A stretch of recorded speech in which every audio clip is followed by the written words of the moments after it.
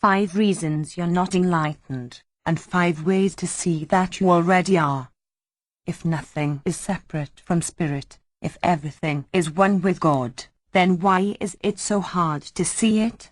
In this exclusive new teaching by Ken Wilber, we explore 5 simple shifts of perspective to help you recognize your own already enlightened condition, right here and right now. 5 different interpretations of non-dual consciousness at the heart of some of history's greatest spiritual traditions. Ken Wilber, 5 reasons you're not enlightened. It's an interesting question. It's an interesting topic, because the esoteric traditions uniformly maintain that there literally is nothing but spirit. And so all of them have to have some theory, some doctrine of Maya, of illusion, of, if there is only spirit, why don't I know that? What is going on? What am I doing? What am I illusorily engaged in that allows me to miss this absolute, radical fact? And so as you look through them, as I say, there are dozens of minor ones, but there are 5 really sort of major, significant, influential ones, and the first is the Madhyamaka of Nagarjuna. And this is actually the first of the non-dual traditions. So it was the first to really ask this question. The religious engagements up to that point all through the great axial age had a notion of suffering and alienation and sin and separation, and that was that any manifestation, the world of the many, was itself the cause of suffering. And that in itself intrinsically it was marked by, samsara was marked by dukkha, suffering.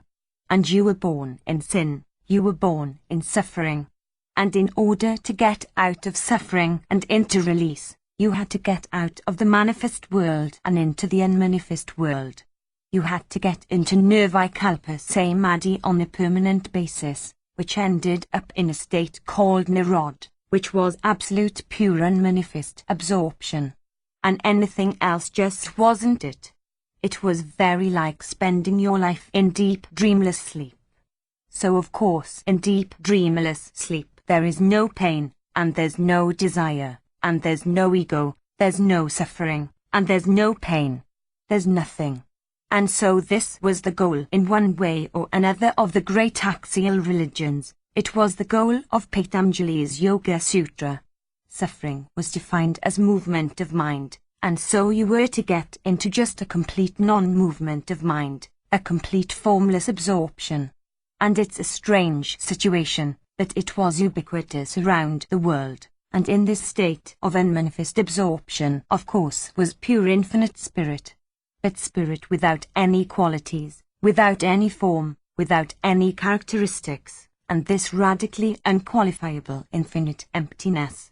Nagarjuna was one of the very first to point out that this itself was actually a dualistic state, because it separated infinite and finite, nirvana, from samsara, formless, and that therefore it couldn't be ultimate. And what we really see happening here is pushing from Turiya, pure, formless emptiness, into Turiyatita, into non-dual, where emptiness is not other than form is not other than emptiness. And the activity that stopped us from seeing this he termed drishti, and it basically means concepts, but it also means a feeling, it means anything that has an opposite. And of course all concepts make sense only in terms of their opposite. There's pleasure, pain, up, down, in, out, finite, infinite, nirvana, samsara, and its tendency to create these opposites that creates the world of duality. And the idea then is, knowing the world through opposites was known as vijnana, but there is another way of knowing the world, which is prajna. And this was a non-dual, non-conceptual, non-dual mode of knowing. And one of the ways to, one of the little exercises I use to get you into a state of just pure awareness without any conceptual operation is to ask yourself, how do you feel physically? So you start to get a sense of what that is. How do you feel emotionally? How do you feel morally? How do you feel mentally? Now how do you feel from all of those angles at once? And as soon as you hear that question, There's a silence in the mind as you're looking for answers. There's a quiet, there's an answer that comes up. It's because you have an awareness that isn't conceptualizing and that isn't feeling. It's just pure unqualifiable awareness. And that's an example of prajna. That's an example of being in pure awareness without concepts, thoughts, ideas, images, feelings, and so on. And so, remaining in that state, sooner or later allows you to have a realization of ultimate reality, where emptiness and form are not two, where samsara and nirvana are not two, because it's an awareness that doesn't break reality into opposites. And so this type of awareness is the fundamental practice of the Madhyamika and in many cases Mahayana schools of Buddhism.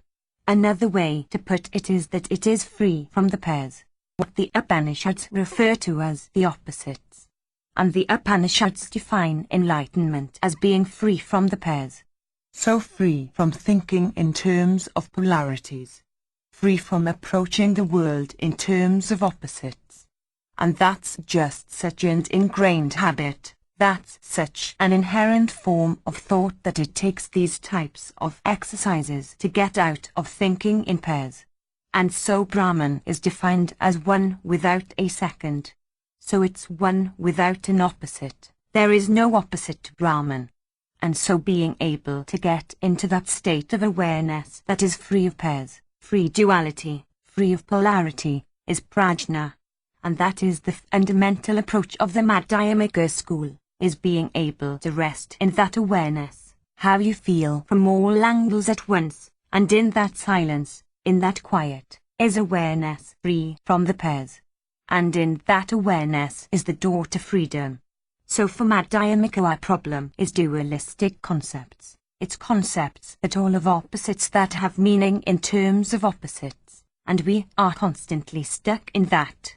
All of our thoughts are based on opposites. This is good, this is bad, I want to do this, I don't want to do that, and so on.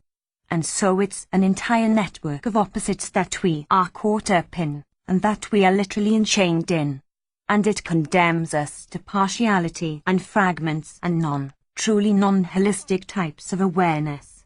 So that's one of the main ones, and that was one of the first ones to come along, because historically Madhyamika was one of the first schools of religion that pushed into Triyatita, that pushed into the non-dual state, where emptiness is not other than form, form is not other than emptiness, where nirvana and samsara are not two.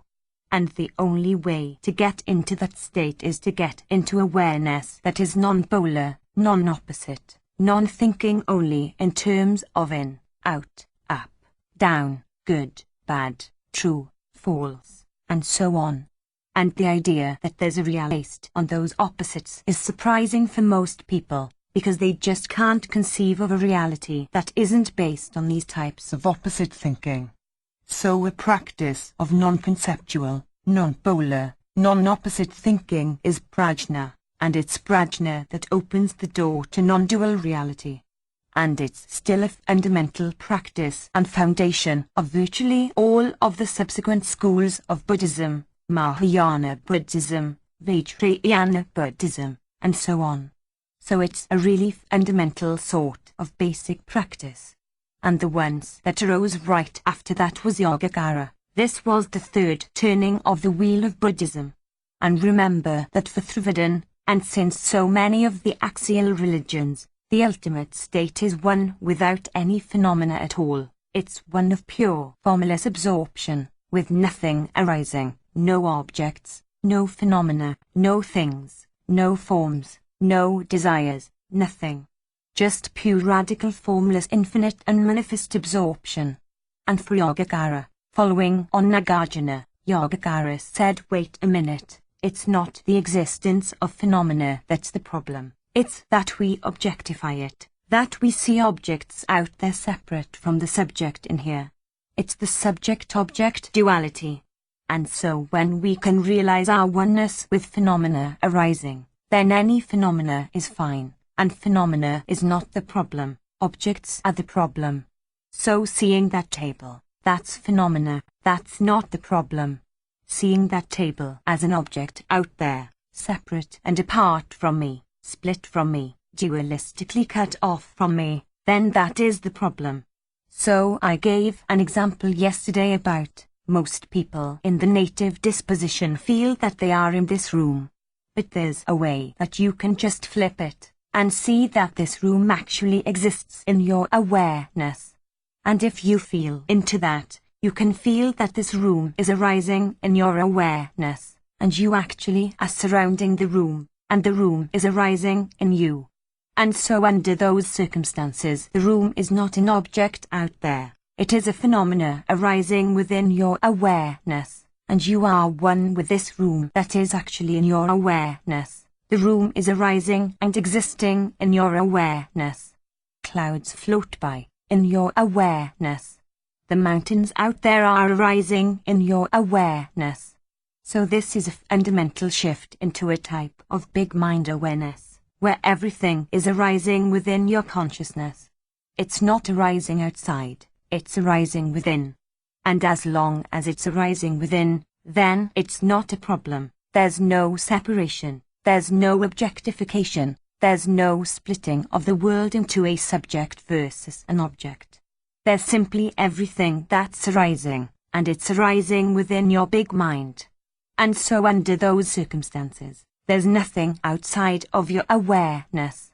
So there's nothing that you can fundamentally desire. There's nothing that you can fundamentally crave. There's nothing that you fundamentally lust after, because it's all arising within you, in this very awareness right now. All of these things are arising within your awareness. And likewise there is nothing outside of your awareness that can hurt you.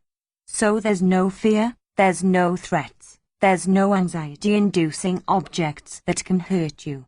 And so that's the Yogacara view, is that when you see that phenomena are not the problem, but the objectification of the phenomena, seeing them apart from you, seeing them outside of you, seeing them separate from you, then that creates a split, a division, a break in reality. And you're on one side of this break, and the world's on the other side of this break, and therefore you're in a broken, fractured, painful world. But when you can see with just a slight switch of awareness that objects are arising in your awareness, where else are they arising? And so as they arise within your awareness, you have a fundamental sense of oneness with them. You're not separated from them. You're not pushing them outside. You're not seeing them as something that exists outside of what you are. And so again, this is a way of seeing, another way of talking about big mind, and seeing everything that is arising within your big mind. And it's not that you have to get in the state of unmanifest absorption. Anything can arise, as long as it arises within your awareness, within your big mind. And then under those circumstances you are fundamentally one with everything that's arising, and fundamentally therefore at peace with everything that's arising. There's nothing outside of big mind, because if you can think of something outside of big mind, that would be within big mind. And so there's nothing that can threaten you, nothing that can hurt you, nothing that can harm you. And that's a fundamental, ultimate reality. The actual structure of reality in the universe is that there is only consciousness, and consciousness, as Schrödinger said, is a singular, the plural of which is unknown. So there's one big mind, one true self, one consciousness, and therefore everything is existing within that consciousness. And so there's no room for partiality, fragmentation, splitting, breaking. It's all radically one. And there's a radical feeling of being one with the all that arises as you rest in big mind, as you rest in awareness as such, unqualifiable awareness as such, in which everything is arising. And so, that's the Yogacara view, founded by the brothers Vasubandhu and Asanga, and became the foundation of things like Tantra, because since everything is allowed to arise, and everything is sacred in its arising, then there are no impurities, there are no things that can't be used. So sex, alcohol, meat, etc. can be used in tantric rituals as a way to prove your oneness with things that are arising. You can even prove your oneness with things that other schools took to be sin and taboo, but not when you see that everything that's arising is allowed as long as it's not objectified, as long as it's not pushed outside of awareness. So it's a consciousness-only school, and maintains again that consciousness is a singular, the plural of which is unknown, and consciousness itself is radically empty. So the emptiness schools and the consciousness schools often join together, and consciousness itself is this vast open emptiness in which everything is arising moment to moment. And that way uniting consciousness and emptiness into essentially the same notion. And that's still the fundamental basis of Tantra. So, part of the practice is taking things like this room and just starting to work with it and start to switch from the sense that you're in this room to the sense that this room is in you. This room is actually arising in your consciousness. You're actually embracing this room, and it's arising moment to moment in your own fundamental awareness, and that's fundamentally where it exists. And so working with examples like that and starting to feel how everything that's arising is arising in your awareness. And that converts objects into just mere phenomena just arising moment to moment within your big mind, within your fundamental awareness. And that big mind is the ultimate reality in which all things live and exist and have their being. And it's by not seeing those things arising within you that they appear to arise exterior to you, and that creates the subject-object dualism, and as Krishnamurti would say, in the separation in between the subject and object lies the misery of humankind. And so it's a way to get through that duality and into a sense of oneness, and a texture of oneness, and a sense of being one with the all, fundamentally. And that was Yogacara. Third turning of the wheel. Dzogchen was another major response to the question, if everything is spirit, why don't I see it? And for Dzogchen, everything exists right now just as it is in this perfect timeless present or now moment. And for Dzogchen there is only now, so seeking is an activity that takes us away from the now moment, orients us towards the future, and denies the reality of the present moment. And for Dzogchen, it's not that you have to get in touch with the now moment, it's not that you have to pay attention or try to focus on the now moment. As with all of these schools, it's that the now moment is always already the case. There's nothing that you're aware of except the now moment. So if you think of something in the past, that thought exists right now. When the thing actually occurred in the past, it occurred right now. When you think of something in the future, that thought occurs right now. When that thing happens in the future, it'll happen now. So there's only this endless now moment, and part of the cause of our suffering is we are constantly existing in time, constantly running through the field of time, wanting this, wishing for that, seeking for this, seeking for that. And so we're never really focused on the only reality that there is, which is this pure, timeless present, this pure now moment. And so simply recognizing the now moment and resting in the now moment is a path to realizing the actual texture of reality, the actual nature of reality. You're welcome to think about the past or future, but just realize that those thoughts are occurring in this ever-present no moment, and that there is no other time than now. And that this is not something that is hard to achieve, it's something that is impossible to avoid. You're never, ever, ever aware of anything except the now moment. And so in that now moment you are liberated from the chains of time, you're liberated from temporal reality, and ushered into timeless eternity. Wittgenstein said if eternity is thought of not as everlasting time, but as a moment of timelessness, then eternity belongs to those who live in the present. And so it's simply resting in that timeless present moment that frees you from the chains of time, frees you from the slavery of being caught in perpetually fragmented, linear, strung out stream of time. So there is only now, only the timeless present. So rest in the timeless now and allow all things to arise just as they are. And if you're having negative or uncomfortable thoughts or feelings, then you can just use the technique that I mentioned before, just videotaping them. The whole point is just to be able to rest in the now without condemnation, judgment, identification, and sometimes that can be hard. And a little kind of trick for that is just to imagine that you're photographing it, that you're videotaping it. And so you don't want to change anything, you simply want to take a photograph of it exactly as it is.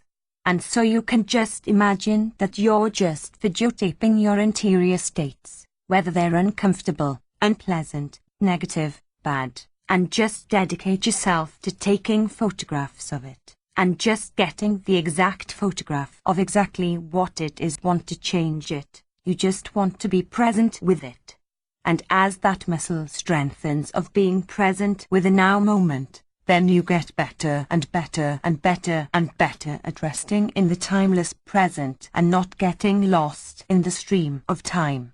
So videotaping it is one kind of gimmick, one sort of way of doing that. And the idea then is that, as Ujjain Talka put it, reality, things are real just as they are.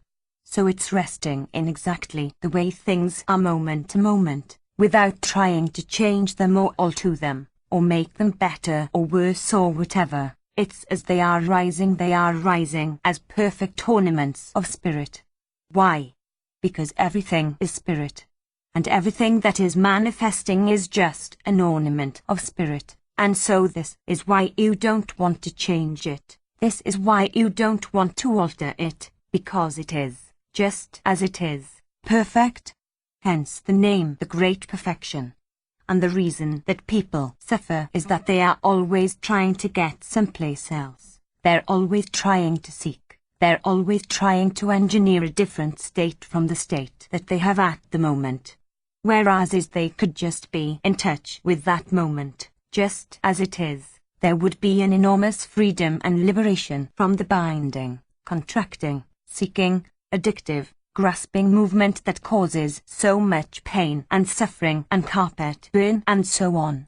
So, just as it is, which is the name of one of his books, As It Is, Volumes I and II, is a summary of Dzogchen's view of spirit, and everything that is manifesting is ornament of spirit, just as it is.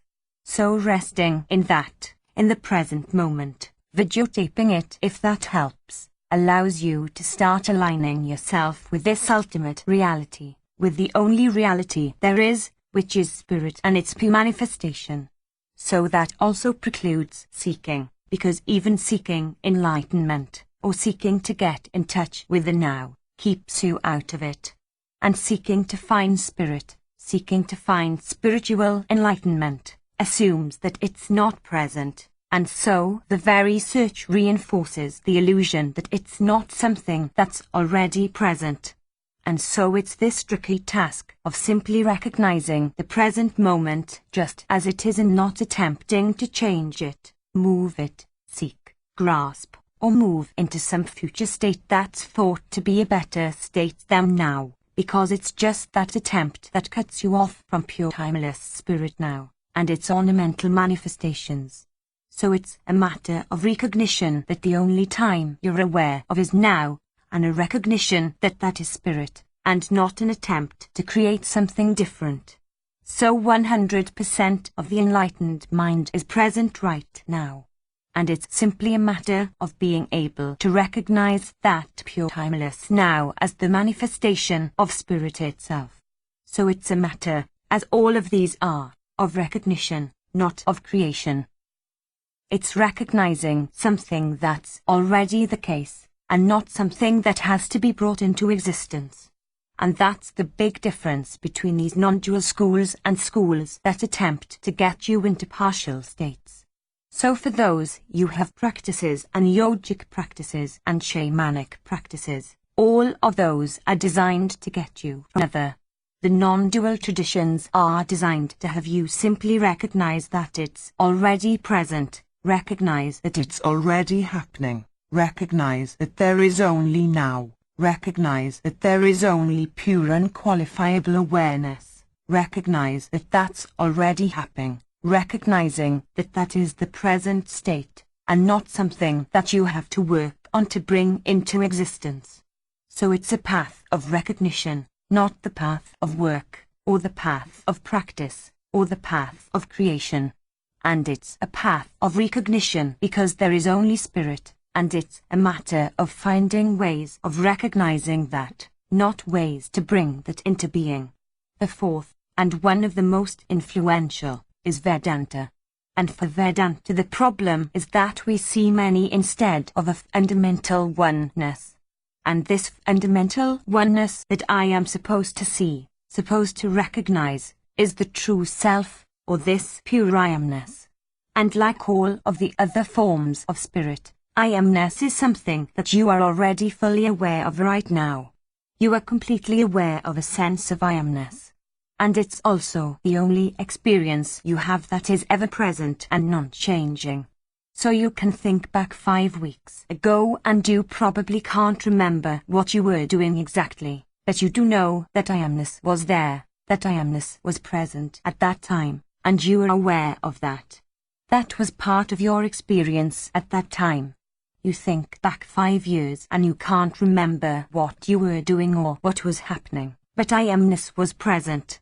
You can think back 5 centuries. I amness was present, because, before Abraham was, I am. I am is this pure sense of being, that it doesn't enter the stream of time. So it's unborn, and it's undying. It is the one thing in you that is pure spirit, and that is eternal, that is timeless. It doesn't enter the stream of time, isn't born, is your original face. The face you had before your parents were born, and is the one feeling constant that you have right now that is unchanging. And this I amness, of course, is true self, and therefore the overall number of I amnesses has 1. Everybody in this room has the same essential feeling of I amness, because I amness isn't identified with a particular characteristic or trait or feeling or identity. It's the pure witness. It's the pure self. And that itself is without quality, is without characteristics, is without any sort of qualities at all. And that's exactly how every single person in this room feels. So that I amness is. There's only one in the entire world. It looks out through all eyes. It hears through all ears. It feels through all senses. And it is one with pure spirit. And it's how pure spirit manifests in you. Is the sense of I amness, the sense of pure mind, the sense of pure witnessing. And because it's a true self, a pure subject, it can't be seen as an object. So you can do the standard disidentification, which we've done a fair amount before. I have sensations, but I am not my sensations. I have feelings, but I'm not my feelings. I have thoughts, but I'm not my thoughts. I have desires, but I'm not my desires. I have a separate self, and I can think about that right now, but in addition to that thought there's an awareness of that thought, and what is that infinite awareness except I amness? So I amness is that constant awareness of all of the thoughts, feelings, and sensations. It's identified with none of them, does not enter the stream of time, and does not exit the stream of time, and so it is your pure, true self. So the practice is to rest as ever-present, timeless, formless I amness, as the rest of the world rises and falls and disappears, and only I amness remains unchanged moment to moment. And so we are having these experiences right now of this world rising. 3 weeks from now, this will all be gone. You won't remember hardly any of it. But what you will be is I amness. You will be that pure, true self, that pure witness. And the more you rest in that witness and let go of phenomena, let go of objects, then the more you are resting in your true self, the more you are resting in big mind, and the more you rest in big mind, the more you are self-liberated, the more you are liberated from this narrow, partial, fragmented, broken, small self in a world of objects that are impermanent. Come, stay, torture you a while, and leave. It's the nature of manifestation. So Vedanta says we suffer because we have a case of mistaken identity. We have identified with a small, separate, finite self. But there's something that is aware of that finite self, and that's an infinite self, that a pure I amness, that I. And to the extent that I identify with with I amness, I'm freed of my enchained existence to a small, fragmented, set apart, separate self-contraction. And so we suffer because we suffer from a case of mistaken identity. This is just not who we are. And so switching to our true self is the way that we find liberation, or moksha. Then there's several in the West, but one of the ones that is somewhat unique is the Christian contemplative. Christ said, I give you a new command, which is to love each other as I have loved you. According to the Course in Miracles, the opposite of love is not hate but fear. And the Upanishads say wherever there is other, there is fear.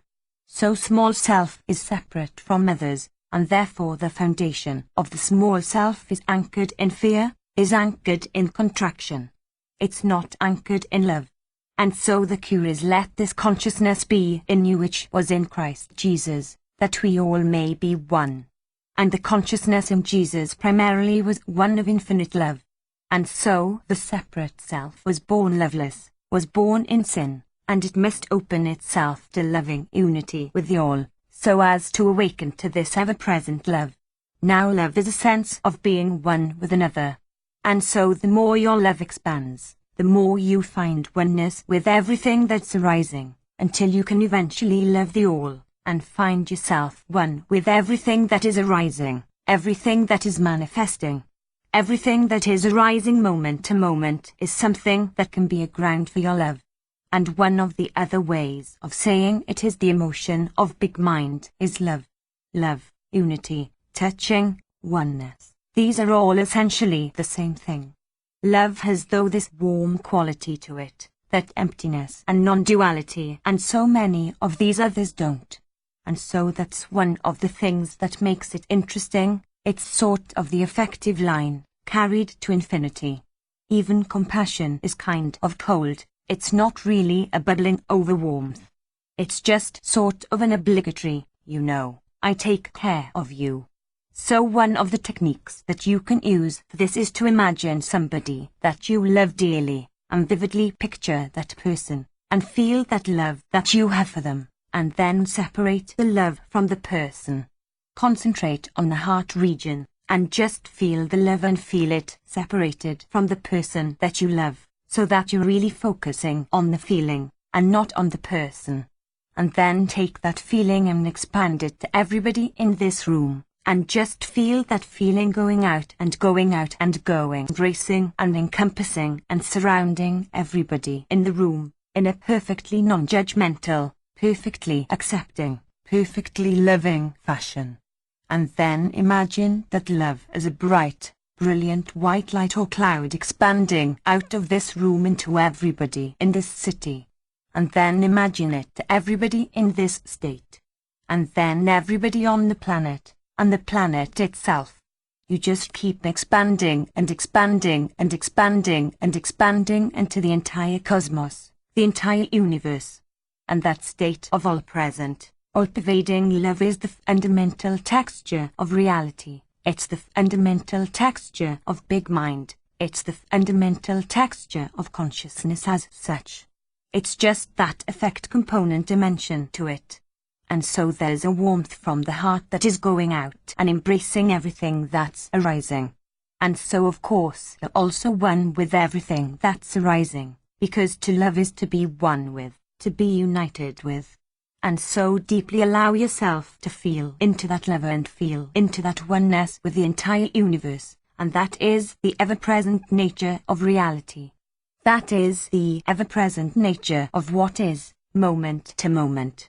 And so if you are finding it hard to do that, as I said the other day, then you can let Jesus do it. God is the love with which I can love. And so have God move into you and love through you into everything that's arising. And if you're not strong enough to do it, God is. So, We are not enlightened because we conceptualize, we objectify, we get caught in time and seeking, we differentiate the oneness of I am, and we're loveless. And these are all really different aspects of the same thing. They're really all ways of seeing the essentially same factors of ultimate reality. And what's so fascinating is how different traditions have fastened upon each one, and made it foundational for their practice. We can use any or all of them, or whatever others that we come up with, but these have been 5 of the most influential historically, and 5 of the ones that are really in a sense pretty significant, and ones that make sense in a certain profound way. So, 5 reasons we're not enlightened. And these of course are all illusory reasons, because the still is really only spirit and its ornaments and its manifestations, including all of these contractions. Those are also nothing but spirit, so it's a radical realization. There's simply nothing that can prevent self-liberation, and seeing that is the trick, is the ultimate trick to the whole game.